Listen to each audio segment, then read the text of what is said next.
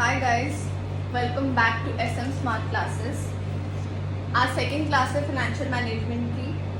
First class में हमने cover किया था हमारा बिजनेस फाइनेंस क्या होता है, फाइनेंशियल मैनेजमेंट क्या होता है, what is financial planning and क्या डिसीजंस होते हैं 3 इम्पॉर्टेंट जो फाइनेंशियल प्लानिंग के अंदर लिए जाते हैं.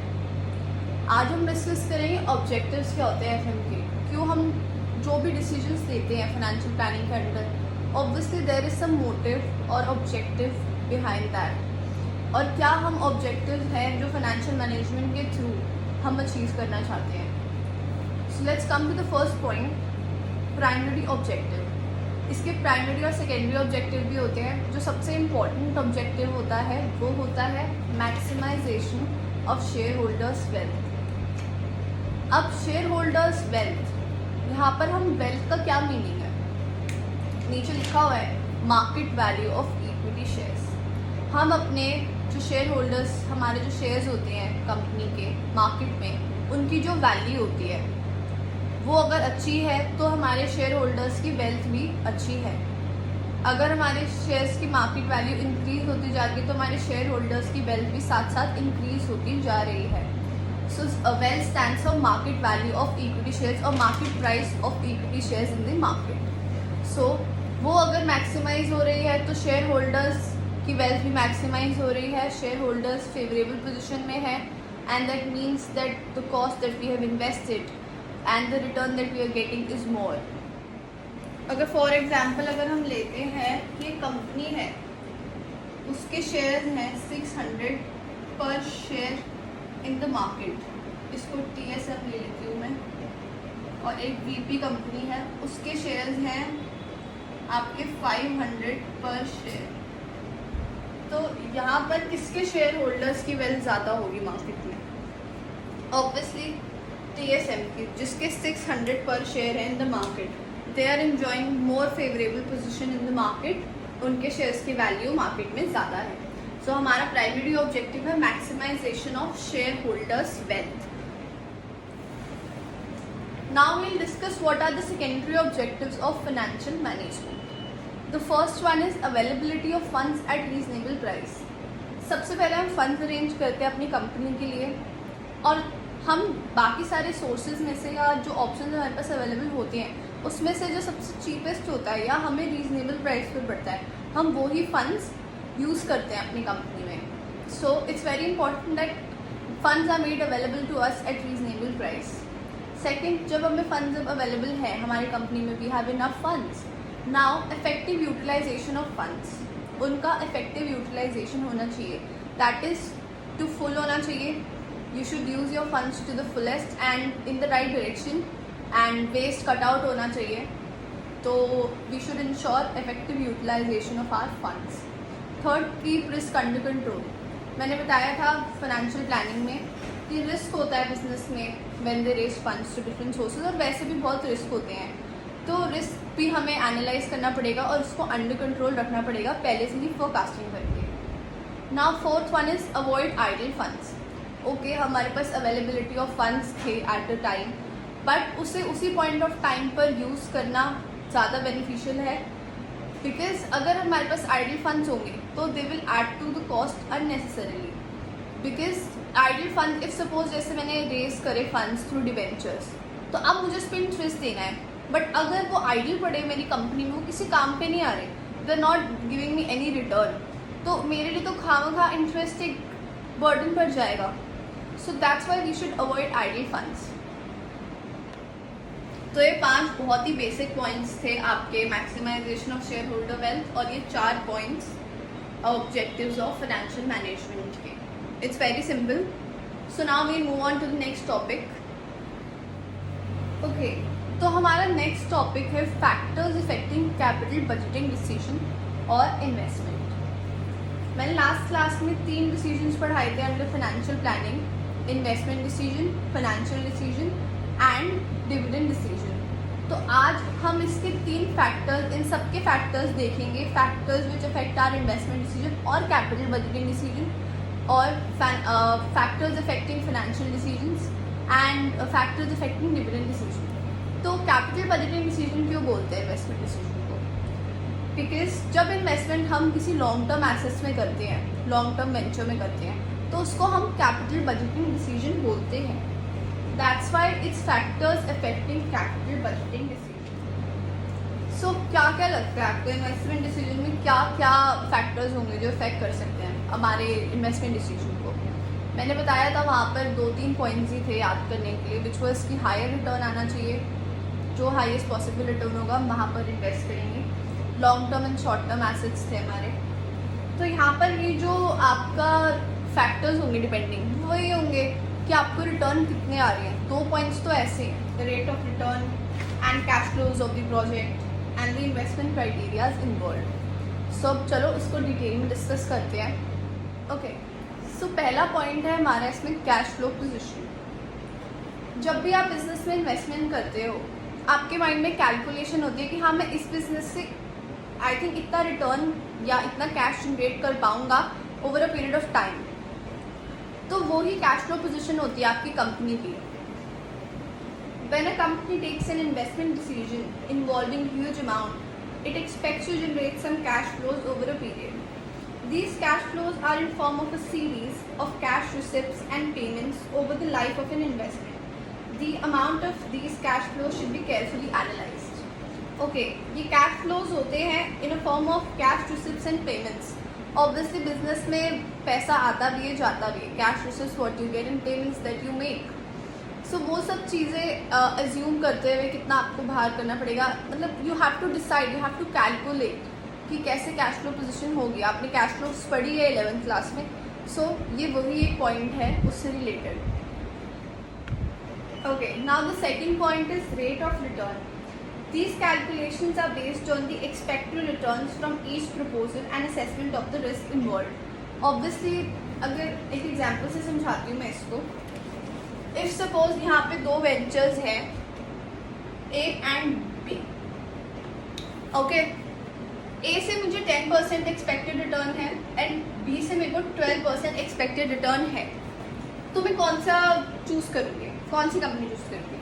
आई ऑब्वियसली चूज़ बी, बिकॉज यहाँ पर मुझे जो एक्सपेक्टेड रेट ऑफ रिटर्न मिलेगा वो ज़्यादा मिलेगा. सो बेसिकली हमें यही कैलकुलेशन, डिफरेंट प्रपोजल्स होते हैं हमारे पास में, वो सारे एक साथ रख के उसका असेसमेंट करके कि कहाँ पर सबसे ज़्यादा हमें बेनिफिट होगा, हम वो चूज़ करते हैं. The third one is investment criteria involve. यहाँ पर decision to invest in a particular project involves a number of calculations regarding amount of investment, interest rate, cash flows and rate of return. There are different techniques to evaluate investment proposals which are known as capital budgeting techniques. तो यहाँ पर हम बहुत सारी चीज़ें देखते हैं, कितना अमाउंट इन्वेस्ट करना है कंपनी में, कितना हमारा इंटरेस्ट रेट लगेगा to raise funds and what will be the cash flow and rate of return हमारा क्या रहेगा. ये सब चीज़ें हमें देखनी पड़ती है, तब हम एक डिसीजन ले पाते हैं रिगार्डिंग आर इन्वेस्टमेंट. सो ये 3 बहुत बेसिक पॉइंट्स है, बहुत ईजी है. Okay, now will discuss factors which affect our financing decisions. मैंने लास्ट क्लास में आपको बताया था कि financing decision is the decision about the source which we have to use while raising our funds. सबसे पहले आता है cost. The cost of raising funds through different sources are different. A prudent financial manager would normally offer a source which is cheapest. Obviously cost of raising funds अलग अलग sources की अलग अलग cost होती है. जो भी cost सबसे cheapest होगी या जो भी source सबसे cheapest होगा, हम वो source choose करेंगे, उसी से हम financing करेंगे. Second आपका risk. रिस्क इन्वॉल्व होता है दोनों में, इक्विटी में भी और आपका डिबेंचर्स में भी. तो आप रिस्क एनालाइज करोगे एंड जहाँ पर भी सबसे कम रिस्क होगा आप वो सोर्स चूज करोगे. थर्ड आता है आपका flotation cost. Flotation cost basically जब भी आप फंड्स रेज करते हो through equity, there is some cost involve to raise the funds. The fund raising exercise is called flotation cost. जब भी हम इक्विटी शेयर कैपिटल से हम फंड्स रेज करते हैं या फिर प्रेफरेंस शेयर कैपिटल या शेयर होल्डर्स फंड से, तो एक कॉस्ट हमें बेयर करनी पड़ती है जो कि फ्लोटेशन कॉस्ट होती है. This fund raising exercise is called flotation cost. तो ये कॉस्ट भी हमें देखनी पड़ती है. Higher flotation cost less attractive source. जितनी ज़्यादा फ्लोटेशन कॉस्ट होगी वो सोर्स लेस अट्रैक्टिव होगा। आपका फोर्थ पॉइंट है cash flow position of the company. हमने इन्वेस्टमेंट में भी पढ़ा था कैश फ्लो पोजीशन क्या होती है कंपनी की। तो a stronger cash flow position may make debt financing more viable than funding through equity. अगर हमें पता है that we will be able to generate more profit और more cash receipts out of our investment, तो हमारी cash flow position अच्छी है। इसका मतलब अगर हम डेट से फाइनेंसिंग करेंगे तो हम अपने सारे इंटरेस्ट पे कर पाएंगे और डेट से फाइनेंसिंग हमें चीपर पड़ेगी, तो वो एक ज़्यादा अच्छा और वायबल ऑप्शन होगा हमारे बिजनेस के लिए। फिफ्थ है आपका fixed operating cost, that is building rent, insurance premium, salaries etcetera.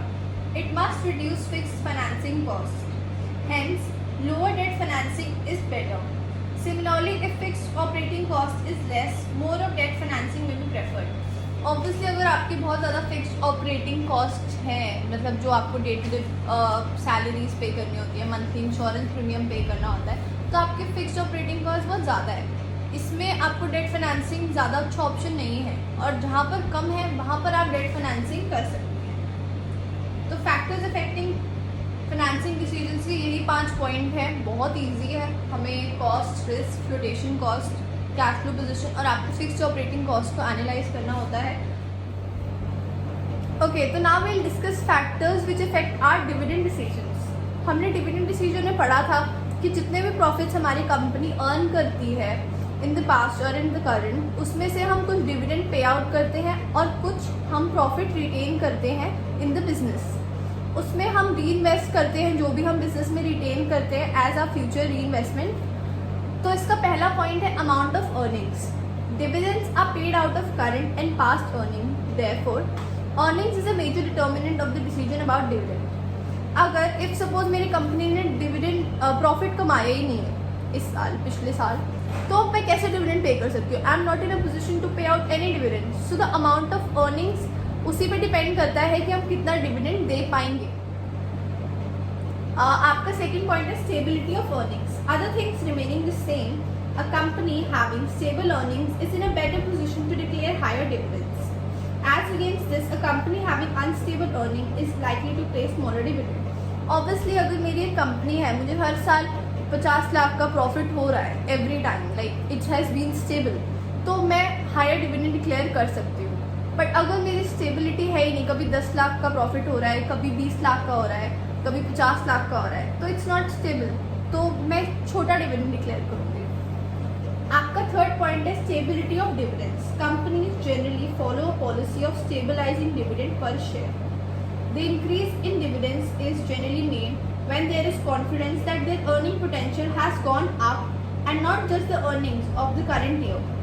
In other words, dividend per share is not altered if the change in earning is small or seen to be temporary in nature. Okay, आपके dividend में भी stability होनी चाहिए। बहुत सारी companies follow करती है policy of stabilizing dividend per share. अगर इंक्रीज हो रहा है हमारे में, जैसे हमने स्टेबिलिटी ऑफ अर्निंग्स देखा था, अगर हम स्टेबल हैं, दैट वी आर अर्निंग, हमें कॉन्फिडेंस है कि हमारे अंदर अर्निंग पोटेंशियल है, तो ऑब्वियसली मैं अपना जो शेयर है, डिविडेंड है, वो मैं इंक्रीज कर सकती हूँ, मैं ज़्यादा डिविडेंड दे सकती हूँ। अगर मुझे नहीं है, जैसे अनस्टेबल अर्निंग्स में था, वैसे ही मैं कम डिविडेंड डिक्लेयर करूँगी, मैं अपना डिविडेंड नहीं बढ़ाऊँगी। तो stability of dividend is equally important. Fourth, legal constraints. मैंने बेसिकली इसमें बहुत सारे पॉइंट्स थे, बट मैंने बेस्ट 5 और ईजी पॉइंट्स चूज़ करे हैं जो कि आपको ईजी होंगे और ये कॉमन भी नहीं होंगे, तो आपको ये पॉइंट्स याद करने में बहुत ईजी हो जाएगा। Fourth one is legal constraints. Certain provisions of the company act place restrictions on payouts as dividend. Such provisions must be adhered to while declaring the dividend. बहुत सिंपल है, लीगल कंस्ट्रेंट, कंपनीज एक्ट में कुछ legal constraints है regarding the pay out of dividend, तो हमें वो adhere करने पड़ते हैं व्हाइल डिक्लेयरिंग आवर डिविडेंड। और आपका फिफ्थ पॉइंट है contractual constraints. While granting loans to a company, sometimes the lender may impose certain restrictions on the payment of dividends in future. The companies are required to ensure that dividend does not violate the terms of the loan agreed in the regard. जब हम big business में होते हैं तो हम बहुत सारी company के साथ डील करते हैं और हम एक अग्रीमेंट में आ जाते हैं उनके अंडर, उसको हम कॉन्ट्रैक्चुअल अग्रीमेंट बोलते हैं।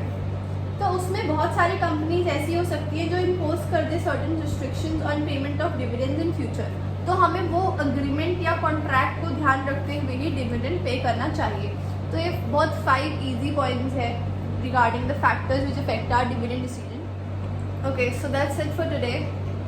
नेक्स्ट क्लास में हम capital budgeting and EPIT EPS analysis करेंगे। But if you found this useful, don't forget to like, share and subscribe to our channel.